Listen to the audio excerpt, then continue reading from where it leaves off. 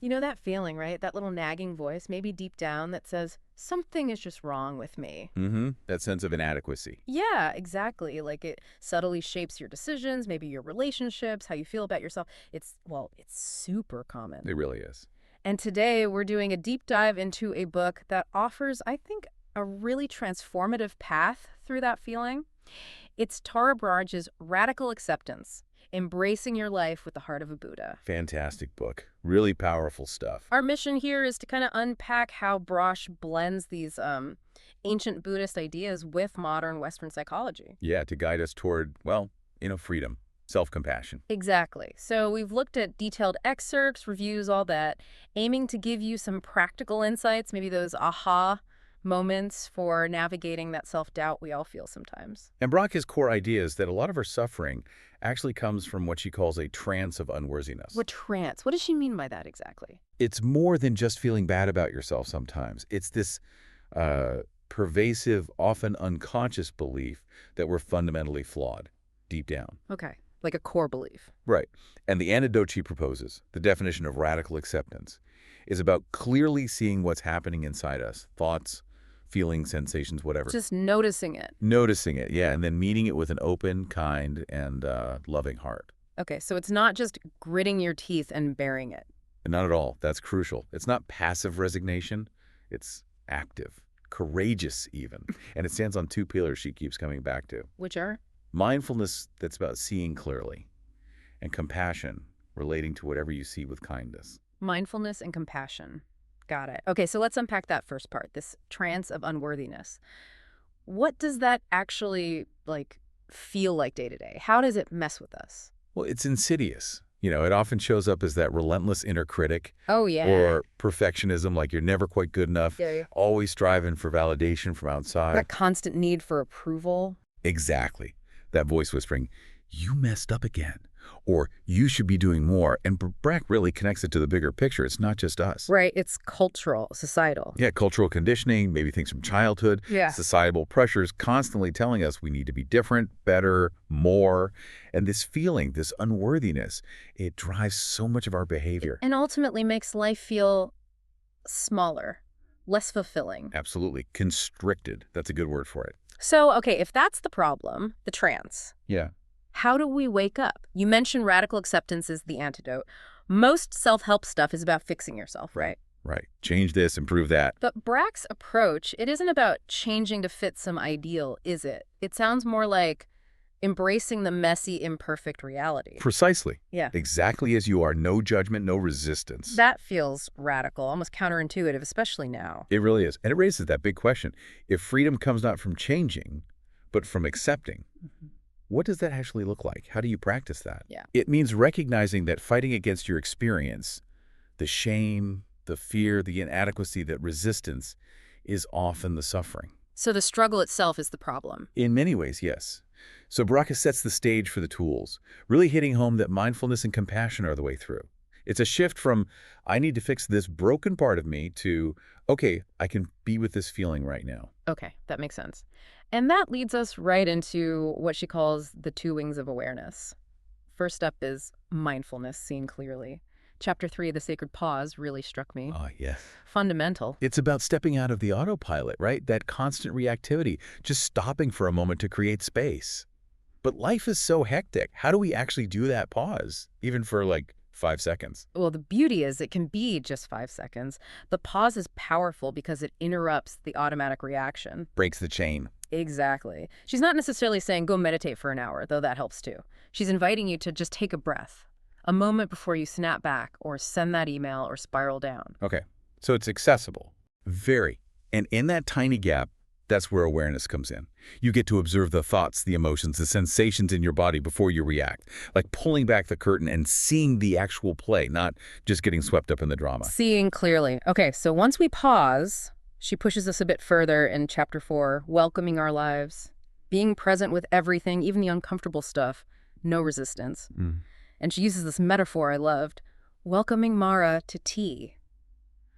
Mara being like the embodiment of bad stuff in Buddhism. Yeah, temptation, suffering, distraction, basically all the inner demons or challenges. So inviting your demons for tea, that sounds wild. It's powerful, isn't it? Almost paradoxical. Instead of fighting or shoving away difficult experiences like anger, fear, sadness, you invite them in, politely, curiously. So what happens then? Imagine the energy shift. Instead of a draining battle, it becomes this curious conversation. You acknowledge the feeling, fear, there you are, come sit down.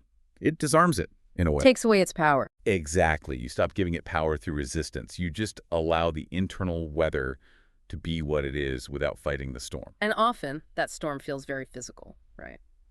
Which brings us to Chapter 5, the body as ground. How our physical body holds on to this stuff. Oh, absolutely critical. Our bodies are like living archives. Past emotions, experiences, they don't just vanish. They get stored. They manifest as physical sensations. Tension, that knot in your stomach, tight jaw, heavy chest. Sound familiar? Oh, yeah, definitely. So Brach shows us how simply bringing mindful attention to those sensations, maybe through a body scan or just noticing, can help unlock and process those stored feelings. So you're not just thinking about the emotion, you're feeling it physically. Right. Connecting with the wisdom your body holds. You stop treating it like just a taxi for your head and start listening to it. It's a profound source of insight and ultimately healing. Okay, so we're pausing, welcoming, grounding in the body. Then Brach tackles craving in Chapter 6, healing the roots of craving. Big one. She says desire often comes from deeper unmet needs, right? Like love, connection, belonging. So it's not just about willpower. No, not just gritting your teeth and suppressing it. Yeah. That often backfires, leads to feeling deprived, maybe binging later. So what's the alternative? She suggests investigating cravings with kindness, getting curious. What's really underneath this urge? Am I actually hungry or am I lonely? Do I need chocolate or do I need comfort? A break from stress. So understanding the root cause. Yes. And then learning to sit with the discomfort of the unfulfilled desire sometimes, understanding its roots, loosens its grip.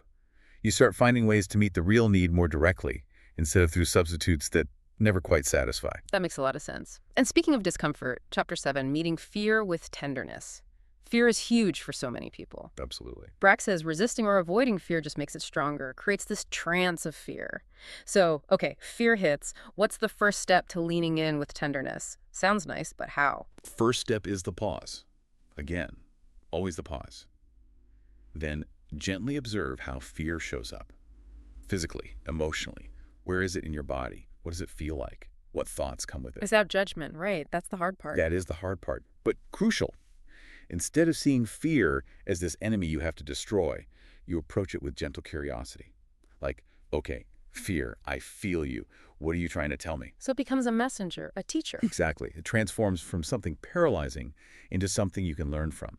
It doesn't mean fear disappears, but your relationship to it changes fundamentally. You find a deeper sense of safety within yourself, even when fear is present. Wow, okay, that's a big shift. And that leads us into the second wing, right? Part 3, awakening the heart, cultivating compassion, relating with kindness. Yes, moving from seeing clearly to relating kindly. Chapter 8, finding our basic goodness feels central. It directly challenges that core trance of unworthiness, this idea of basic goodness or Buddha nature. It's lovely, but how do we avoid it feeling like just, positive thinking slapped on top of real pain, like spiritual bypassing? That's a really important question. Brach is clear. Basic goodness isn't about ignoring the pain or pretending you're perfect. It's this inherent capacity for wisdom, compassion, and love that exists underneath all the layers of conditioning, self-criticism, and hurt.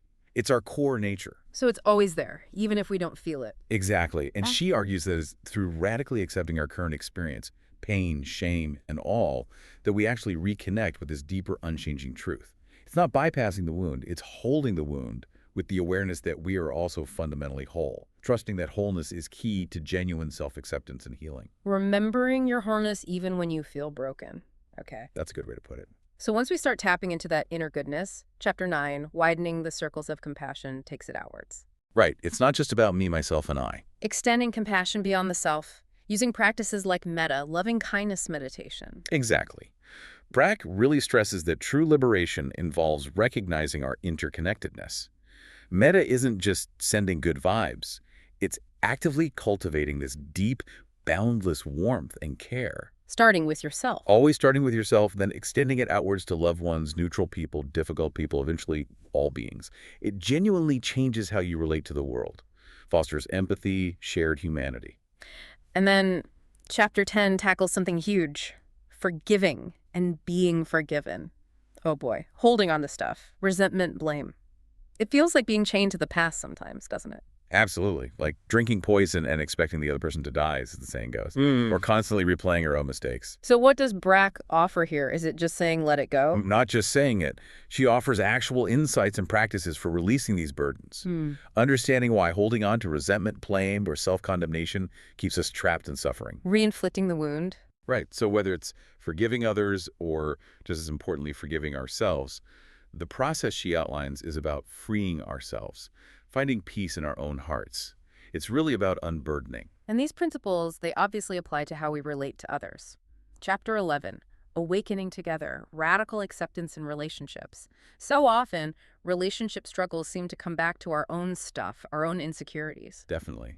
Our inner trance of unworthiness, our judgments about ourselves, they inevitably spill out. How does that look in relationships? Well, Brach shows how it can manifest as conflict, misunderstanding, jealousy, neediness, withdrawal, and inability to truly connect. Because we're filtering the other person through our own baggage. Precisely. So the practice is bringing mindfulness to those dynamics. Yeah. Pausing in the middle of an argument, seeing clearly what's getting triggered in you, and then bringing compassion, first to yourself, then to the other person. So it can transform conflict. It can foster more authentic connection, deeper understanding, and just more acceptance all around. Conflict becomes an opportunity for growth, for relating more truly. And finally, chapter 12, realizing our true nature, kind of ties it all together. It synthesizes everything, emphasizing that radical acceptance isn't a destination you reach, like, okay, I'm radically accepted now. Right. It's not a one-and-done fix. No, it's a continuous process, a constant returning to our true nature, which she describes as boundless awareness and love. That sounds beautiful, but maybe a bit lofty. What's the biggest misconception about that? Maybe that it means achieving some state of permanent bliss where problems just disappear. Yeah, like you float above it all. Right. Brach clarifies it's about living fully in each moment, embracing all of life, joy, sorrow, ease, difficulty with an open heart, responding to whatever arises with wisdom and compassion. It's the ongoing practice of truly inhabiting your life as it is. Looking back at the whole book, Radical Acceptance, you can really see why it connects with so many. That empathetic, non-judgmental tone is huge. It creates such a safe space, doesn't it, to explore those really deep insecurities. Totally. And the practical tools, the guided meditations she includes or references, they're so valuable. You're not just left with concepts. Absolutely. And I think the blend, that holistic approach, psychological insight and spiritual wisdom, is a major strength. Plus the focus on the body. Right, using bodily sensations to process emotions, that feels key. It's often the missing piece in purely cognitive approaches. And she's so clear. This isn't passive resignation. It's active. It's empowering. It leads to real change, just not in the way we usually think of change. Now, thinking about potential challenges. For someone new to this, maybe the Buddhist terms could feel a bit unfamiliar at first, even though she explains them really well. That's possible, yeah. There is terminology like Mara, Metta, Buddha nature, but she does take great care to translate them into very accessible everyday language. You don't need any background in Buddhism. And it's not a quick read, is it? It's dense. Requires some time and attention. True. It's thorough. But that depth is what makes it so impactful, I think. It's a book you live with, you return to, rather than just consume and forget. A book to savor. Definitely. Yeah. And maybe one other consideration. While it does cover relationships, the main focus really is on your inner landscape, your relationship with yourself. Which is arguably where it all starts anyway. Exactly. Yeah. That inner work is often the foundation for everything else. Okay, so let's recap this deep dive into radical acceptance. We've journeyed from recognizing that pervasive trance of unworthiness That feeling of being fundamentally flawed. to actively cultivating mindfulness, which is about seeing clearly. And compassion, relating with kindness to what we see. And ultimately, this whole path leads towards greater inner freedom, a more authentic way of being in the world. And remembering, crucially, that it's not a final destination. It's an ongoing process, a practice. Every moment is a new chance to practice radical acceptance. So, listening to this, what does it all mean for you? Here's a thought to ponder.